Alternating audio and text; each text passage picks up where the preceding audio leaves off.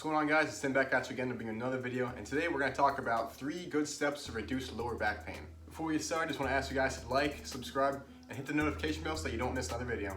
So real quick, guys, just a little disclaimer for you. If you have a really bad back injury, if you are pretty much immobile, can't really move, if it hurts to bend over or do anything, you probably should not listen to this advice, okay? I'm not a chiropractor, I'm not a doctor, I don't have a background in physical therapy yet at the moment, I'm still a student, but I've had a back injury before that's been pretty bad, and these are the steps that I learned how to fix my back pain and keep it away for a while.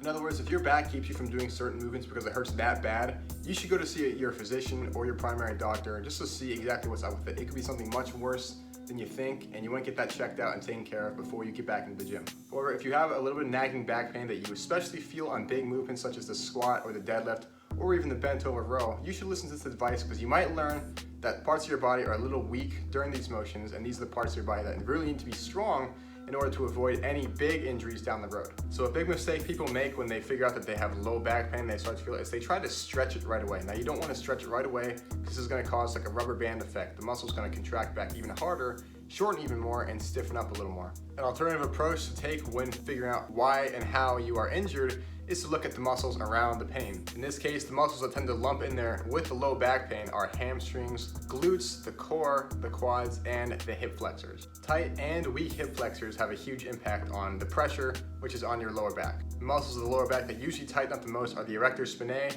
and the quadratus lumborum. If hip flexors are weak, they're going to compensate by pulling down on the lower back. This is going to cause the pressure in the lower back that makes it feel tight and even cause a little bit of straining as well. So what you want to do then as a result is do this exercise you see here, where I directly work the glute medius and the psoas. The psoas is the deep hip flexor here that tends to shorten up, especially on people who live sedentary lifestyles.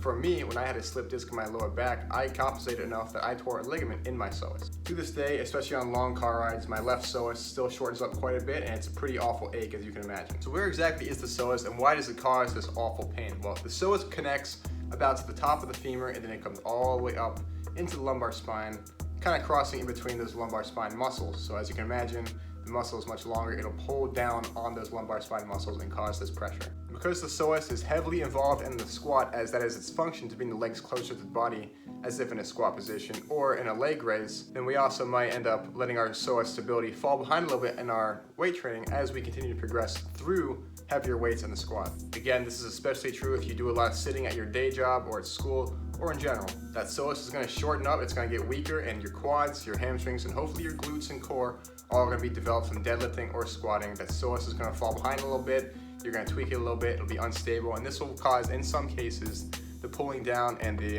increased pressure on the lower back. So some of you may wonder, may ask, Tim, can't I just stretch my hip flexors? Well, while it's great to stretch hip flexors after a good workout when you have healthy hip flexors, in this case, if you want to stabilize your hip flexors, you want to take them to a full range of motion, this will strengthen them, this will ensure that they're healthy and good to go on your big movements or any movement in general, and this may, in this case, take pressure off your lower back. Now going back to the exercise, this targets the psoas and the glute medius. For most of us, if we want to have the strongest, most athletic bodies possible, our glutes have to be the most powerful muscle. But there are 3 parts to the glutes. There's the gluteus maximus, which is the big part that everyone focuses on the most. There's the gluteus minimus and the glute medius, which can, in some cases, be the weakest muscle in the trained body. This really is one of the most difficult muscles to target in the body. So give this exercise a try. Make sure when you do it, kick your leg all the way out until your foot is perpendicular to the body. You want to train the full range of motion so that you get maximal development in the hip flexor and the glute medius. This is a very difficult exercise. As you do it, you'll notice the burn comes on just about immediately, and you want to make sure to get both sides equal reps. Now keeping our focus on the glutes, some of you guys may have a little bit of trouble keeping your glutes engaged after each rep or even engaging them at all during an exercise such as the squat or deadlift that requires a hinge. The idea is that when you return to the starting point, the top portion of a squat or a deadlift, that you fully drive your hips through. The full extension of the hips will engage the glutes heavily. Without engaging the glutes at all, this is going to take away a lot of the strength that we have on these movements. And for some people who squat or deadlift and they feel that their form is perfect, they still feel a lot of twinge in their low back. This could be because you're not fully extending your hips. You see some people come up almost all the way and then they stop before returning to their descent. They're not going to involve their glutes nearly enough. They're going to involve more of their low back, and even if their form is perfect, they're still going to feel pressure in that lumbar spine. So start engaging your glutes on every single rep that you do on any movement that involves a hinge. This will strengthen the glutes and take tension off the low back and keep it off of it, and also you'll find that your movements get a lot stronger. And lastly, it's something that took me a long time to figure out, and that is how to engage the core on every movement. For a long time when squatting, I had perfect form, or so I thought. Every time that I would turn to the top and squeeze my glutes, I would always feel a twinge in my lower back. This is because I simply was not engaging my core. This was a complete foreign concept to me. So you can imagine, once I figured out how to engage my core, my weight on the movement went up, my pain went away, and my gains were awesome. Now, I'd honestly recommend keeping your core tight on any movement that you do, because any movement is going to require the stability of the core. In order to tighten the core, you want to just inhale until you can squeeze your abs, and then hold that. You can continue to exhale, but your core will already be nice and tight. The best cue, honestly, is to inhale during the eccentric, the lowering portion of the weight, and exhale when lifting the weight in the concentric. Now, people say that if you want to develop your core, all you have to do is keep it tight on any motion you do, especially on the compounds, and it'll develop. Now, the core will develop, but guys, we can't just stop there. If you want to take away back pain and make your compound movements very strong, you want to directly work the core. As you see here when I'm working the core, I'm doing a lot of rotation. This will work the obliques as well and completely stabilize my core. There's also a little bit of hip flexor engagement during this exercise and on a lot of core exercises, but guys, keep that core tight and it won't be a big deal. It's actually more bang for your buck as you are working the hip flexors as well, and they need to be developed in order to maximally develop these movements. So there you have it, guys. Just a quick recap. You want to fully stabilize your hip flexors. You want to take them through a full range of motion and restore them to their proper length to take pressure off the lower back. You want to build up the glutes because the glutes are the most powerful muscle for the movements such as the squat and the deadlift. They're the ones that need to be engaged the heaviest and not the low back. If you engage the glutes, that'll take tension off the lumbar region.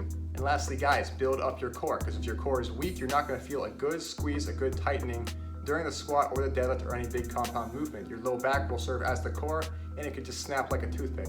Build up the core, keep it tight on every motion that you do, and watch your strength go up and your pain go away. And just one more bonus tip for you guys: if you are experiencing a new back injury and you don't know what it was, you don't know what it's from, and you can kind of move but also not really, certain things that you do hurt really bad, the best thing to do is stay out of the gym and rest. By resting and letting the body heal up just a little bit, you are going to prevent further damage done to the low back muscles or anything around there. So I hope you guys found this video helpful. Let me know what you think. Let me know what you want to see in the future. Let me know if you've had back pain and what you've done to absolve it. Again, guys, I'm not a doctor or a chiropractor. I can't magically fix your back pain, but these tips can help you strengthen all the muscles around your back and therefore take the pain away. I learned quite a bit from Jeff Cavaliere from Athlean-X's videos to fix my back pain when I had my brutal injuries about 6 years ago. Now, obviously, Jeff didn't pay me with my 61 subscribers to make this shout out. I just want you guys to get the most credible information. And in my opinion, Jeff's videos are probably the most credible out there. So if what I talked about today regarding low back pain and easing low back pain doesn't quite cover what you guys are going through, maybe your injury is much worse than just a little bit of a nag or a strain, Jeff's background is much greater than mine. You guys can go over there and check out what he has to say, and you'll probably learn a lot more, and maybe that'll help you out. So thank you guys so much for watching. I hope this helps anyone who comes across this video, whether you have back pain and this takes it away, or you use these methods to completely avoid getting back pain in your training. Be sure to comment down below what you think of the video, how it may have helped you, and what you want to see in the future. Again, thank you guys so much for watching. Be sure to like and subscribe. Thank you for all the support you give me so far, and I'll see you guys in the next video.